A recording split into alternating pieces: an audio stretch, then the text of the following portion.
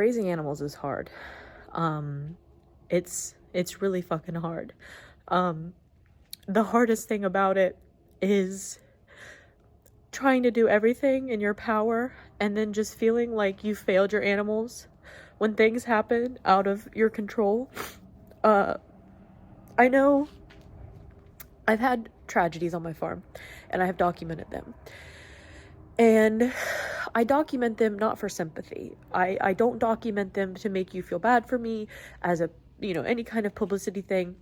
I document real life because I understand that a lot of my platform is me showing you very cute cows, very fluffy cows, and having fun with my pet cows. And I love that. And I love what I do. And I love my life that I live.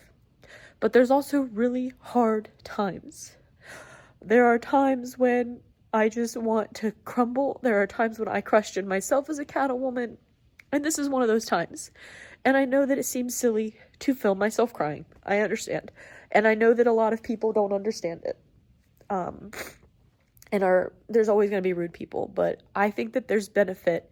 And I think that it would be ignorant of me to only show you, me happy and living my best life on my cows, instead of actually having conversations with you about things that happen and how it is handled. So I got home. I went to lunch with my friend. Before I left, I checked and took care of Blue. I checked my little girls over here, and everybody looks great. So then I go and I went to lunch with a friend and came home. And I was on the phone with a friend, finished that phone call. I come out here because I was going to give Blue a bath because she has another MagnaWave treatment coming up. And I wanted to make sure that she was clean and everything's good because I don't want her to get sores. And I noticed that one of my heifers is like panting. And like not panting like I've seen before. Like I thought she was choking. So I go out there. I get a halter on her because she was very you could tell she didn't feel good. And I call the vet because I know that I want to get a professional opinion. And so while I'm getting her to the barn and still on hold, the vet's telling me what to do. And I'm like, okay, but like, I feel like she's choking. I even shoved my arm down her throat to see if there was something obstructing her because I've never seen a pant like that. And then I got her water and I'm going to get ready to go get the meds the vet recommended. But then I'm on the phone still because I'm like, I feel like this is something that like, I don't know, like I just had a bad feeling. And as I was kind of like just petting her and trying to like make her have her relax, she passed. And so I called the vet back and, the vet technician answered and she was very shocked as well.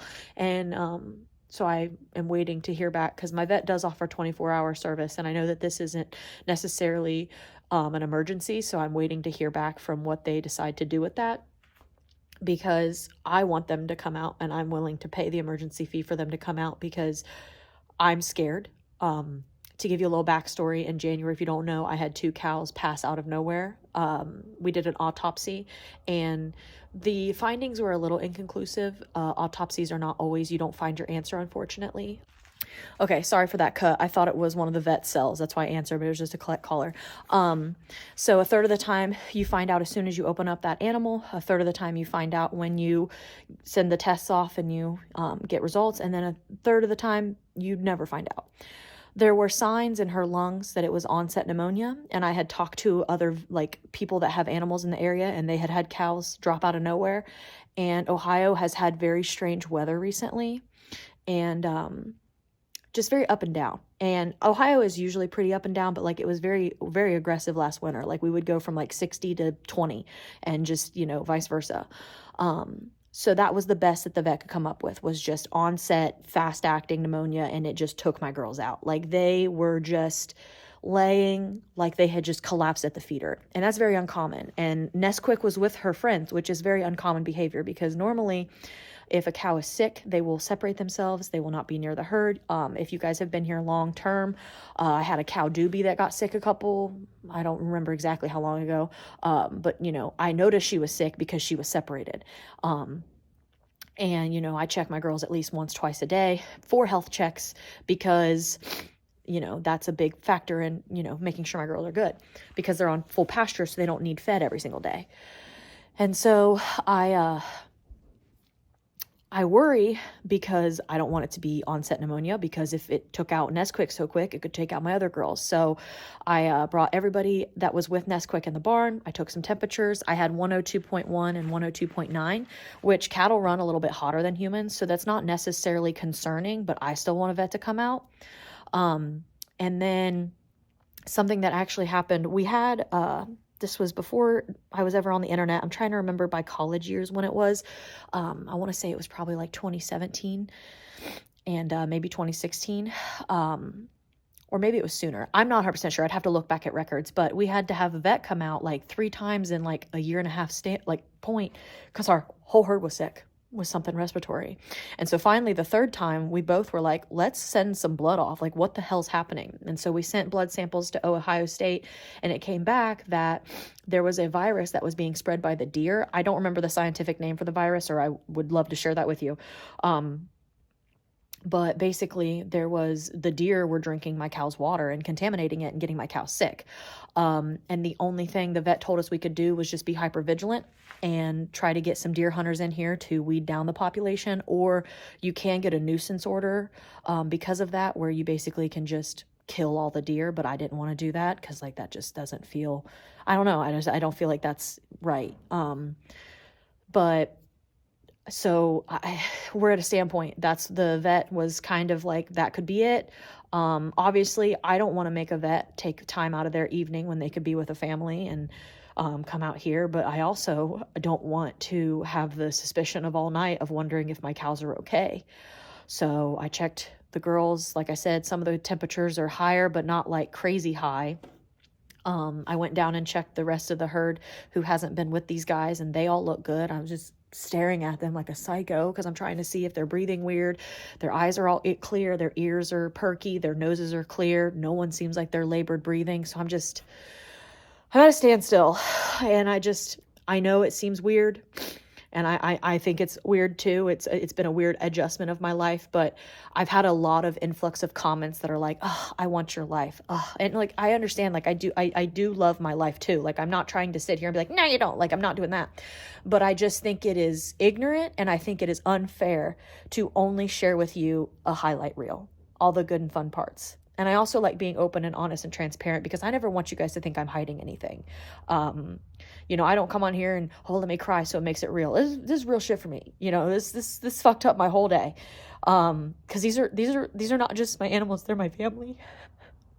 Sorry, I don't want to be a super blubbery mess, but they are. Like, I love all these guys, and I hate when this happens, because then all the what ifs come through your head. What if I would have called sooner? What if I wouldn't have been on the phone with my friend? What if I wouldn't have lunch to a friend? And like, I just don't know, because like, I'm perplexed. And that's why I kind of love what I do for a living. Because I remember like in January when I asked the vet, I'm just like, I know it sounds crazy to be like, she was fine yesterday. I was like, but I filmed this video yesterday and Reba is in it and I'll show you it. And she's like, yeah, I wouldn't think that cow's sick. And I'm like, I know, like, I don't understand. So I don't know if I filmed Nesquik yesterday. I fed them yesterday morning and before I went into town, and I didn't think anything was weird. I always do a real quick check and everyone looked good. But yeah, this is real life. So I'll try to update you maybe when I get back. I need to call the vet here in a few. I don't want to bother them a lot tonight, but they close at 6 and it's like almost 6 or a little after. So I need to see what I can do about getting a vet out here, because I really hate to be the one that annoys the piss out of them, but I also I need to know what to do, because I'm not going to be okay tonight if I don't have somebody come out here and verify, because I'm fucking scared. Okay, really quick update before the vet gets here, because he should be pulling in like any minute. All of the little girls that were with Nesquik are in the barn. I have them trapped. I gave them some feed and they're all just hanging out. I went down and checked my big girls and they all look good. Everyone looks happy, healthy. I took a video so I can show my vet in case he doesn't want to go all the way down there, because it is going to get dark soon. But I just don't understand. Like, everyone acts normal, like everyone's eyes are clear, everyone's ears are perky, even Nesquik, because when I got home, I was looking at her, and before I called, I was trying to I was like, okay, your ears look good, your eyes look good, but you're panting, so I'm going to call regardless. And I got her in the barn, and I was getting ready to get the medicine, and then just boom, like, so crazy, like so fast, like literally was not like, I don't understand. So I'll update you guys once the vet leaves and give you a better idea of this whole process. But I mean, everyone looks fine. Like Iris had a temperature of 102.9, which anywhere from like 100 to 102 is pretty normal for a cow. So like 102.9 is like pretty low grade fever, but I don't care. I don't care. I was like, I'm sorry that you have to spend your evening with me. But sorry, but you're gonna do it. Because I would not be able to sleep tonight if I did, like, not having an answer of what the fuck happened. Good morning. Sorry if I'm breathing a little heavy. I was just walking up and downhill a little bit because I did just check all the girls. I did not sleep worth shit last night. Not a pity party. When you're in that adrenaline drive for so long, it was kind of hard for my body to fully relax. So I just didn't sleep well. Like, it took me a while to fall asleep, but it's okay. I checked the littles that were all with Nesquik, and they're all fine. They all look good. They all sound good. Nobody's breathing heavy, because that was a question a lot of people are asking, like signs like how sick. Eyes, ears, and nose. A lot of times they'll droop their ears if they don't feel good. Their eyes, you can, like, I know it sounds kind of like me being a crazy cow lady, and I definitely am, but like you can kind of tell in their eyes because they'll be a little more droopy. Sometimes they'll be watery, or they'll be crusties against their eyes. Kind of like similar to how you can usually tell if somebody's got like an allergy flare up by their eyeballs. Cattle, kind of same. Noses, are they have a lot of discharge and mucus coming out? Are they coughing? Are they labored breathing? Is there any panting? And then I'm lucky to where a lot of my girls, I can check their temperature out in the field. Like, I can just go up and stick a thermometer in their butt and do they have a fever? That's a huge tell sign. So those are the signs I'm looking for. I have none of those. Those girls all just had their temperatures checked last night and had a fever reducer. So I'm not going to check any of their temps until probably this evening. But I am probably going to go check my big girls and see their temperatures just to make sure. Because if it is the deer virus, there's a good chance that it could get both herds, even though they're not together. I went down after I checked the littles that were with Nesquik. I went and I checked the temperatures of my girlies. I filmed that on Instagram and on TikTok. They all have normal temps from what I've checked. They all look and sound good. I don't see any other signs, so I'm going to kind of just do what I'm doing, just stay super vigilant and just keep checking them just a shit ton, just checking them a shit ton. A lot of people have asked why I didn't do a necropsy, why I didn't do an autopsy, and I'm going to tell you here just because I feel like it's a place where I can talk a little bit more. So the first reason being when the vet got here, he just did not see a benefit in it.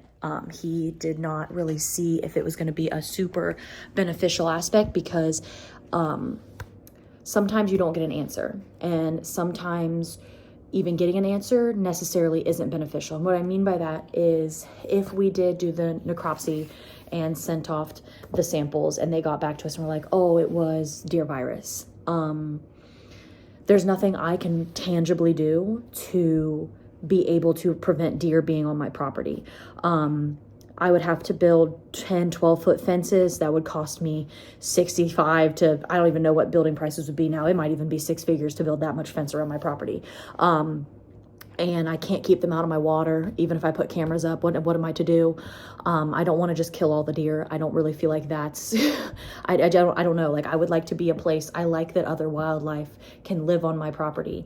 And unfortunately, that's just the problem. The only solution, if it was the deer virus, is for me to do what I'm already doing, which is being hypervigilant, checking my cattle and making sure that nobody looks sick. If they do look sick, making sure that I separate them and then I get medical attention, and, you know, being in contact with my vet and making sure that I'm doing all of those. Like, that's what is going to be beneficial. You know, if it was pneumonia, same thing. Like, the only time that it is beneficial, in my opinion, like, obviously this is always my opinion, but if it was some kind of poison that, like, was introduced somehow, like some kind of plant, some kind of, God, I hate to think of it, but something somebody put there, then yes, because that is something in their environment that I can avoid and should not be in there. But that's not the case for them.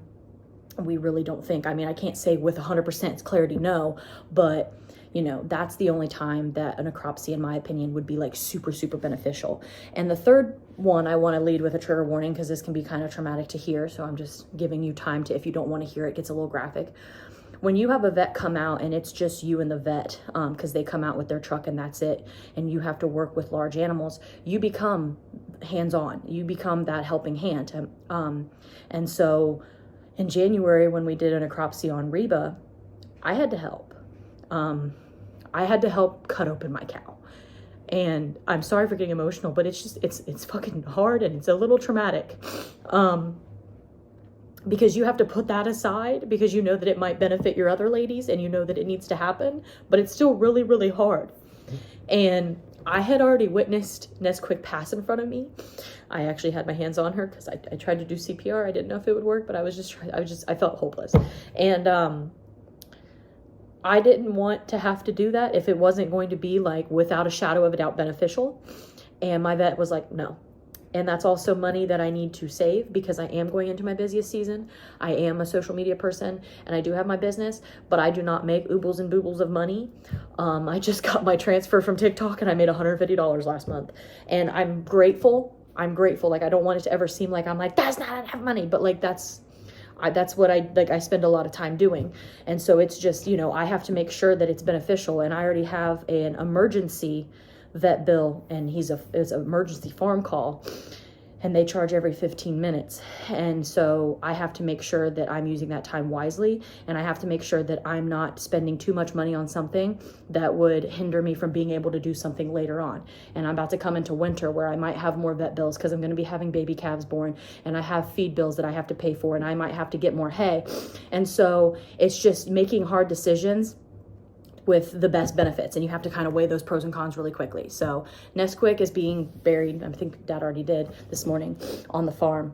All my cattle that pass get buried on the farm, and it's tough. And it's tough to explain to the internet sometimes. It's kind of weird because I know a lot of people don't know and don't really have experience with cattle and ranching and farming and whatever you want to call it, but I am very grateful to have the community that I do that is so open and understanding and willing to hear me out and willing to let me talk and kind of just be here, because I'm very transparent. I know it seems kind of weird to grab a phone as soon as things happen, and it is kind of odd for me. I'm still adjusting, but then I get all the comments of people who are first generation farmers and had just gotten into it and benefiting from my videos. And I have to remember that impact, that I am grateful, and so it's so awesome that I have it. And I have to remember, like, as crazy as it seems and as wild as it seems, it is beneficial. It is helpful. And if I can turn a shitty situation like that into a learning experience for other people, into a learning experience for myself, and just give people a little bit more insight on the industry, then I'm going to do it, even if it's kind of weird. So you're more than welcome to ask any other questions, and I will try to answer them. I kind of wanted to do this one as like more of an open conversation as I'm going, because with TikTok and Instagram, it's a lot shorter of a format. And this is kind of a open conversation that I can have to really like talk more about what's going on and what has happened. So thank you guys for being here.